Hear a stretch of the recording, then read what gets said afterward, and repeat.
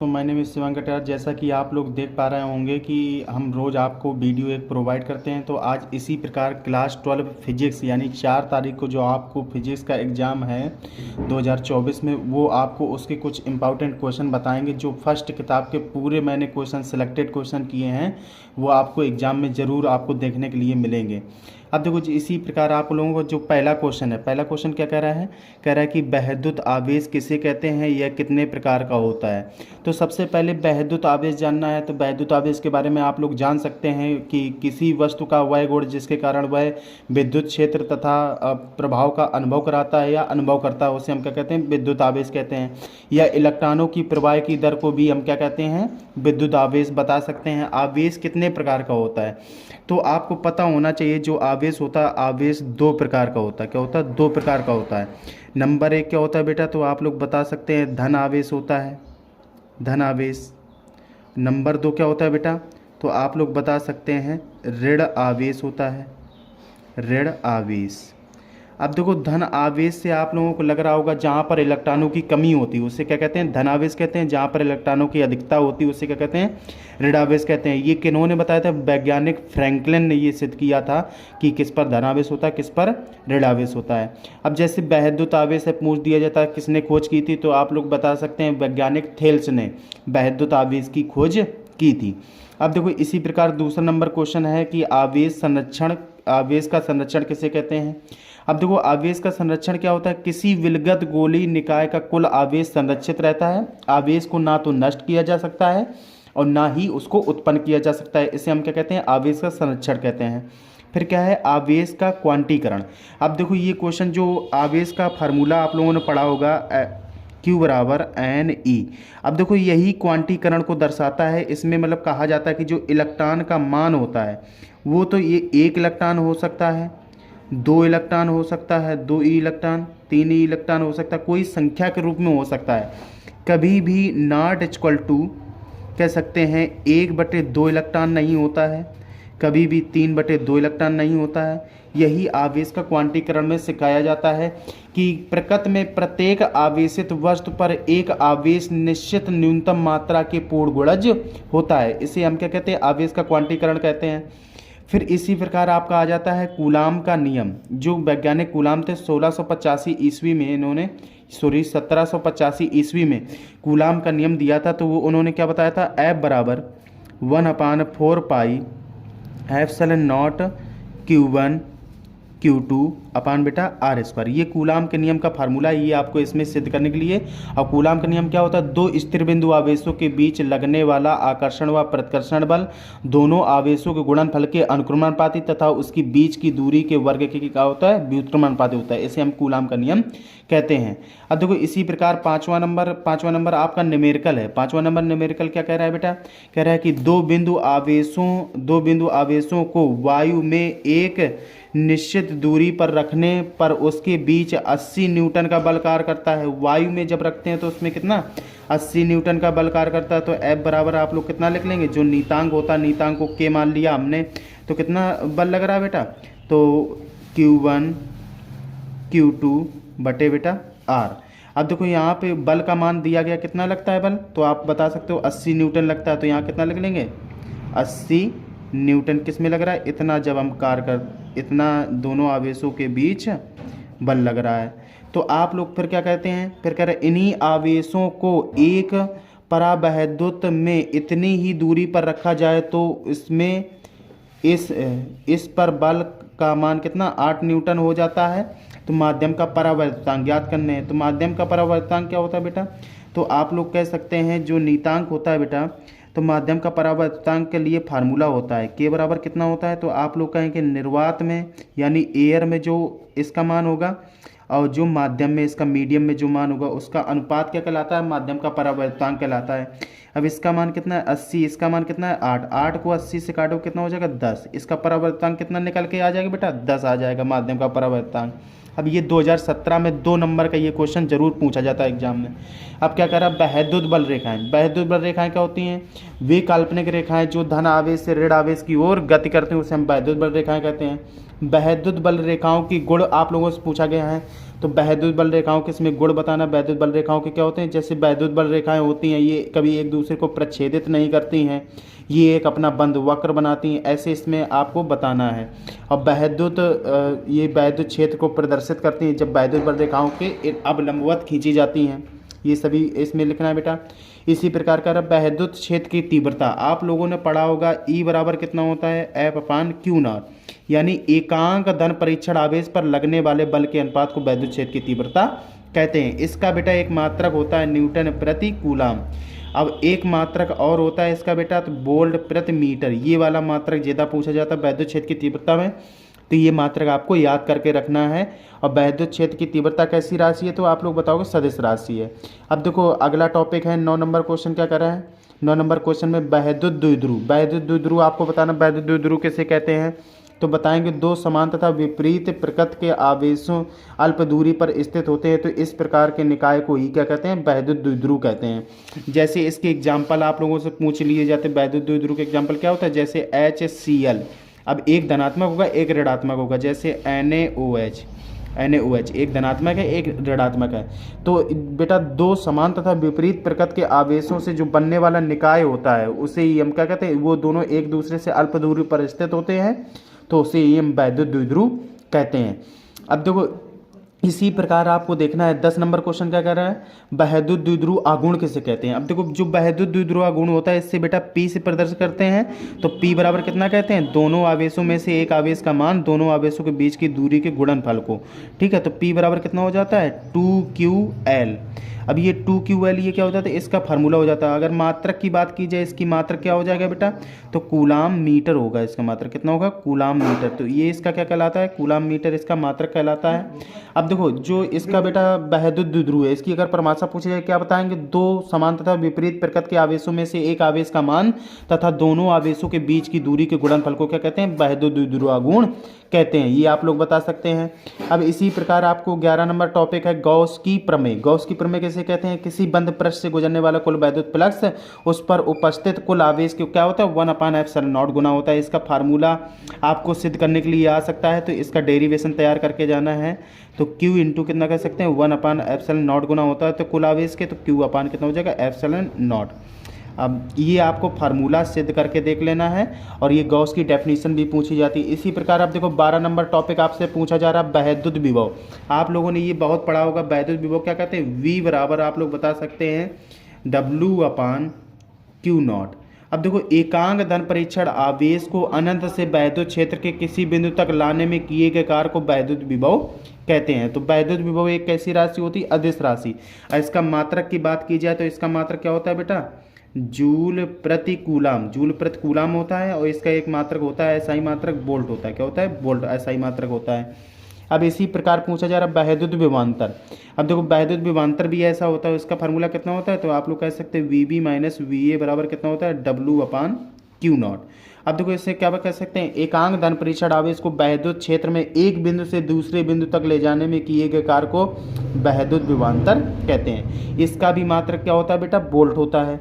इसी प्रकार पूछ रहा है एक इलेक्ट्रॉन वोल्ट किसे कहते हैं, एक इलेक्ट्रॉन वोल्ट, ये वेरी मोस्ट क्वेश्चन है, ये आपको तैयार करके जाना है। अब देखो एक इलेक्ट्रॉन वोल्ट किससे कहते हैं, कि इलेक्ट्रॉन के द्वारा एक जूल कार्य करने में जितनी ऊर्जा अर्जित की जाती है, कितनी ऊर्जा, एक वोल्ट कार्य करने में इलेक्ट्रॉन को जब एक वोल्ट ऊर्जा प्राप्त होती है तो उसी हम क्या कहते हैं, एक इलेक्ट्रॉन वोल्ट कहते हैं, ठीक है।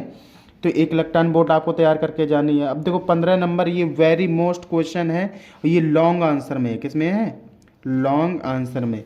तो अब देखो अच्छी स्थिति में वैद्युत विभव का फार्मूला कितना होता है, तो V बराबर आप लोग बता सकते हैं 1/4πε0, और बेटा P अपान कितना हो जाएगा R²। ये आपको सिद्ध करने के लिए आएगा। अब निरक्षीय स्थिति में विभव का मान कितना होता है, तो आप लोग बता सकते हैं निरक्षीय स्थिति में विभव का मान कितना होता है, 0 होता है। ये दोनों क्वेश्चन आपको तैयार करके ले जाने हैं। इसी प्रकार आप लोगों से पूछा गया विभव प्रवणता किसे कहते हैं। अब जो विभव प्रवणता होती है इसमें क्या बताएंगे बेटा, विभव में जो परिवर्तन होता है, ठीक है, वैद्युत क्षेत्र में स्थित दूरी के सापेक्ष विभव में होने वाले परिवर्तन की दर को क्या कहते हैं, विभव प्रवणता कहते हैं। इसका भी मात्रक क्या होता है, तो मात्रक आप लोग बता सकते हैं वोल्ट प्रति मीटर होता है। इसका मात्रक क्या होता है, वोल्ट प्रति मीटर। अब जब वोल्ट प्रति मीटर होता है ये कैसी राशि है, तो आप लोग बताएंगे ये कैसी राशि है, तो आप बताएंगे ये कैसी सदिश राशि है, ठीक है। अब कहते हैं विद्युत क्षेत्र की तीव्रता तथा विभव प्रवणता में संबंध। ये आप लोगों से बहुत पूछा जाता है। विद्युत क्षेत्र की तीव्रता ई बराबर कितना होता है, डेल्टा वी अपान कितना होता है, डेल्टा एक्स। ये आपको संबंध सिद्ध करना है और ये फार्मूला बहुत आपको सिद्ध करने के लिए 3 अंक का जरूर आता है पेपर में। अब कह रहा है समविभव पृष्ठ किसे कहते हैं।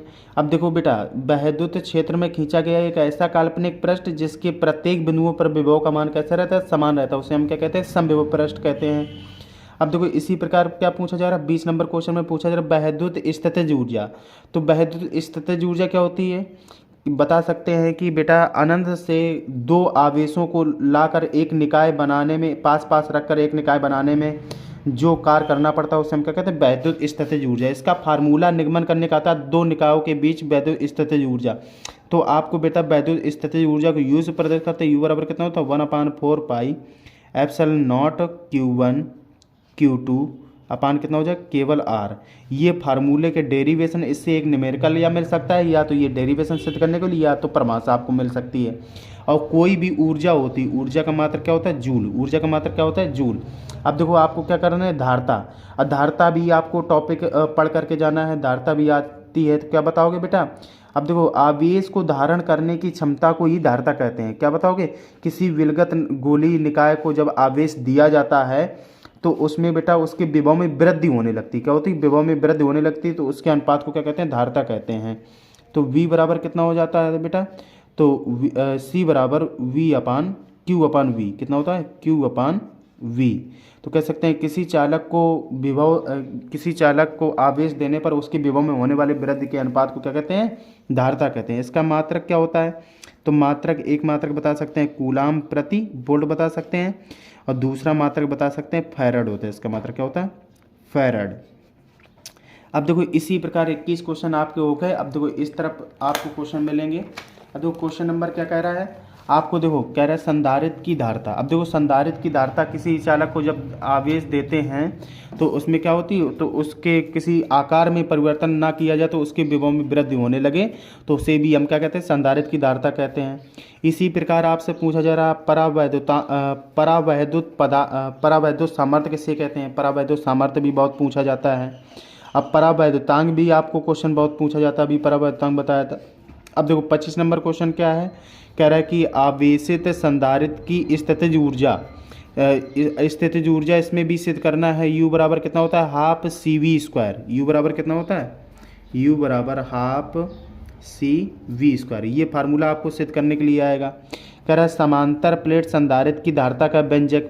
समांतर प्लेट संधारित्र की धारता बताने हैं। अब यहाँ कह रहा है वैद्युत धारा। वैद्युत धारा क्या होता है, आवेश की प्रवाह की अवस्था को वैद्युत धारा कहते हैं। इसका मात्रक क्या होता है, एम्पियर होता है। क्या होता है, एम्पियर। ये भी बहुत पूछा जाता है। क्या कह रहा है, अफवाह वेग अनुगमन वेग। ये भी क्वेश्चन वेरी मोस्ट है, ये भी आप लोग पढ़ के जाएंगे। अफवाह वेग अनुगमन वेग किससे कहते हैं, तो आप लोग क्या बताएंगे, जब किसी चालक को अधिकतम विभव दिया जाता है तो विद्युत क्षेत्र में अनेक दिशाओं में विक्षेपित होने लगता है, तो उस अधिकतम वेग के प्रवाह को ही क्या कहते हैं, अनुगमन वेग कहते हैं। अनुगमन वेग को किससे, VD से प्रदर्शित करते हैं, VD से आप लोग बता सकते हैं। अब देखो जो धारा घनत्व होता है, क्या धारा घनत्व क्या होता है बेटा, तो धारा घनत्व तो आपको पेपर में पूछा जाता है। एकांक क्षेत्रफल में प्रवाहित होने वाली धारा को धारा घनत्व कहते हैं। तो इससे J बराबर कितना होता है बेटा, तो आप लोग J बराबर कह सकते हैं I/A। क्या होता है, I/A। ये फार्मूला आपको लिखना है। अब देखो ये क्या, गतिशीलता यानी मोबिलिटी म्यू, इसका मान आपको पूछा जाएगा। तो विद्युत क्षेत्र के दिशा में विपरीत सापेक्ष गति करने वाले को क्या कहते हैं, मोबिलिटी कहते हैं। अब देखो ओम का नियम, किसी चालक की भौतिक अवस्था तथा ताप दाब में कोई परिवर्तन ना किया जाए उसके सिरों पर लगे विभवांतर के अनुपात को क्या कहते हैं, ओम का नियम कहते हैं। ये भी आप लोगों से पूछा जाता है बहुत। R बराबर कितना होता है, V/I। तो बता सकते हैं किसी चालक के सिरों पर लगा विभवांतर तथा उसमें बहने वाली धारा का अनुपात एक नियतांक के बराबर होता है, इसे ओम का नियम कहते हैं। और यही प्रतिरोध की डेफिनेशन होती है बेटा, किसी धारा को, किसी परिपथ में धारा को बहने में डाली गई रुकावट को वैद्युत प्रतिरोध कहते हैं। प्रतिरोध का मात्रक क्या होता है, ओम होता है। ये भी बहुत पूछा जाता है। अब इसी प्रकार 33 नंबर क्वेश्चन क्या कह रहा है, ओमी तथा अनोमी प्रतिरोध। जो ओम के नियम का पालन करता है उसे ओमी प्रतिरोध कहते हैं, जो ओम के नियम का पालन नहीं करता उसे क्या कहते हैं, अनोमी प्रतिरोध कहते हैं। ये भी आपसे पूछा जाता है। अब देखो इसी प्रकार आपका क्वेश्चन नंबर कौन है, इसी प्रकार आपका क्वेश्चन नंबर है, कह रहा है कि विशिष्ट चालकता, विशिष्ट प्रतिरोध के व्युत्क्रम को विशिष्ट चालकता कहते हैं, रो से प्रतिरोध करते हैं, ये भी बहुत पूछा जाता है। ओम इनवर्स, मीटर इनवर्स इसका मात्रक होता है। अब देखो वैद्युत ऊर्जा आप लोगों से पूछी जाती है, किसी परिपथ में कार्य करने की क्षमता को क्या कहते हैं, वैद्युत ऊर्जा कहते हैं, ये भी बहुत पूछी जाती है। 1 किलोवाट वैद्युत शक्ति वाले परिपथ में 1 घंटे में व्यय होने वाली ऊर्जा का कहते हैं वैद्युत, 1 किलोवाट या 1 यूनिट कहते हैं, ये भी बहुत पूछा जाता है। वैद्युत सेल, रासायनिक ऊर्जा को विद्युत ऊर्जा में परिवर्तित जो करता है उसे हम क्या कहते हैं, वैद्युत सेल कहते हैं। किरचॉफ का नियम, किरचॉफ के 2 नियम होते हैं, एक क्या होता है संधि का नियम, संधि का नियम, एक क्या होता है लूप का नियम, लूप का नियम। ये दोनों नियम आपसे पूछे जाएंगे। किरचॉफ का नियम वेरी मोस्ट है, ये आपको तैयार करके जाना है। व्हीटस्टोन सेतु, व्हीटस्टोन सेतु क्या होता है, P/Q बराबर R/S, ये वाला फार्मूला आपको सिद्ध करके जाना है, और ये लॉन्ग आंसर में आपसे पूछा जाता है। अब देखो विद्युत क्षेत्र क्या होता है, किसी चुंबक के चारों ओर का वह क्षेत्र जहाँ पर चुंबक विक्षेपित हो जाता है या चुंबक में कोई प्रभाव उत्पन्न हो जाता है उसे हम क्या कहते हैं, चुंबकीय क्षेत्र कहते हैं। बायो सेवर्ट का नियम, बायो सेवर्ट का नियम बहुत पूछा जाता है, तो B बराबर आप लोग बता सकते हैं, डेल्टा B बराबर कितना बता सकते हैं, μ0/4πI∆L sin थीटा बटे बेटा R², ये भी बहुत पूछा जाता है। किसी धारावाही वृत्ताकार कुंडली के केंद्र पर उत्पन्न चुंबकीय क्षेत्र, ये भी बहुत पूछा जाता है। कह रहा है कि एम्पियर का परपति नियम, एम्पियर का परपति नियम बहुत पूछा जाता है, तो आप लोग बता सकते हैं वेक्टर dl बराबर कितना होता है, μ0I, ये आपसे पूछा जाता है। अब देखो कह रहा है कि गतिमान आवेश का चुंबकीय बल, गतिमान आवेश का चुंबकीय बल F बराबर QVB sin थीटा, ये वाला डेरिवेशन आपको तैयार करके जाना है। अब कह रहा है चुंबकीय क्षेत्र में कण की गति, चुंबकीय क्षेत्र में कण की गति वाला पढ़ के जाना है। अब कह रहा है कि धारा लूप पर बल युग्म का आघूर्ण, ये भी आपसे डेरिवेशन पूछा जाता है, टो बराबर सिद्ध होता है। अब कह रहा है कि चल कुंडली धारा मापी, ये भी आपको पढ़ के जाना है। चुंबक तथा चुंबकत्व, अब ये भी पढ़ के जाना है। अब देखो अगला कह रहा है 49 नंबर क्या कह रहा है, चुंबकीय पदार्थ, जो प्रति चुंबकीय पदार्थ होते हैं, लव चुंबकीय पदार्थ होते हैं, ये अनुचुंबकीय पदार्थ, ये पढ़ के जाना है तीनों। अब कह रहा है चुंबकत्व का परमाणु मॉडल, ये भी आपको 50 नंबर वेरी मोस्ट क्वेश्चन है, ये भी आपको पढ़ के जाना है। अब देखो इसी प्रकार आप लोग देख सकते हैं 50 क्वेश्चंस मैंने कंप्लीट करा दिए हैं। अब कुछ क्वेश्चंस और बचे हुए हैं, पूरी फर्स्ट बुक के आपको क्वेश्चंस मिल जाएंगे। अब देखो फर्स्ट क्वेश्चन आप लोगों से 51 नंबर क्वेश्चन क्या कर रहा है, 51 नंबर क्वेश्चन आप लोग देख सकते हैं चुंबकीय फ्लक्स, चुंबकीय फ्लक्स क्वेश्चन आता है पेपर में। चुंबकीय फ्लक्स क्या होता है, आप लोगों को वैद्युत फ्लक्स से ही चुंबकीय फ्लक्स को याद करना है। वैद्युत फ्लक्स क्या होता है, किसी वैद्युत क्षेत्र में काल्पनिक रेखाओं से अभिलंबवत गुजरने वाले बल रेखाओं की संख्या को चुंबकीय फ्लक्स वैद्युत फ्लक्स कहते हैं। तो इसी प्रकार चुंबकीय फ्लक्स होता है, चुंबकीय क्षेत्र में चुंबकीय बल रेखाओं की संख्या को क्या कहते हैं, चुंबकीय फ्लक्स कहते हैं। अब कह रहा है कि वैद्युत चुंबकीय प्रेरण, ये भी टॉपिक बहुत पूछा जाता है, वैद्युत चुंबकीय प्रेरण किसे कहते हैं। फैराडे के विद्युत चुंबकीय प्रेरण के नियम, 2 नियम होते हैं, ये भी आप लोगों से पूछे जाते हैं। अब देखो ये फ्लेमिंग का दाएं हाथ का नियम, ये भी आप लोगों से क्वेश्चन पूछा जाता है। अब 55 नंबर क्या कर रहा है, स्वप्रेरण। अब क्या कर रहा है, अन्योन्य प्रेरण, लेंज का नियम, ट्रांसफार्मर तुम्हारा जो क्वेश्चन है ये अन्योन्य प्रेरण के सिद्धांत पर कार्य करता है, ये सबसे ज़्यादा पूछा जाता है, VVIP क्वेश्चन है, ये तैयार करके जाना है। अब देखो इसी प्रकार विस्थापन धारा आपको तैयार करके जानी, विस्थापन धारा को बिल्कुल पढ़ के जाना, ये भी आपको पेपर मिल सकती है। अब देखो कह रहा है कि विद्युत चुंबकीय तरंगों के गुण, ये भी आपको पढ़ के जाना है। विद्युत चुंबकीय स्पेक्ट्रम, ये भी पढ़ के जाना है। विद्युत चुंबकीय तरंगे किसे कहते हैं, ये भी पढ़ के जाना है आपको। अब देखो इतने क्वेश्चंस आप लोग अगर तैयार करके जाओगे तो फर्स्ट बुक से आपका कोई क्वेश्चंस नहीं छूटेगा, आपके सारे क्वेश्चंस तैयार हो जाएंगे, जिससे कि आपको पेपर करने में बहुत आसानी होगी, आपको कोई भी दिक्कत का सामना नहीं करना पड़ेगा कि इतने क्वेश्चंस में से एक भी क्वेश्चंस आपका बाहर नहीं जा सकता है। और आपको अगर ऐसा वीडियो हमारा अच्छा लगता है तो इसको ज़्यादा से ज़्यादा लाइक करें, ज़्यादा से ज़्यादा लोगों में शेयर करें। जो एग्ज़ाम ट्वेल्थ क्लास में हों उनको वीडियो ज़रूर भेजें, जिससे कि उनका एग्ज़ाम में परीक्षा देने में आसानी हो जाए, कि क्वेश्चन आप तैयार करके ज़रूर एग्ज़ाम में जाएं।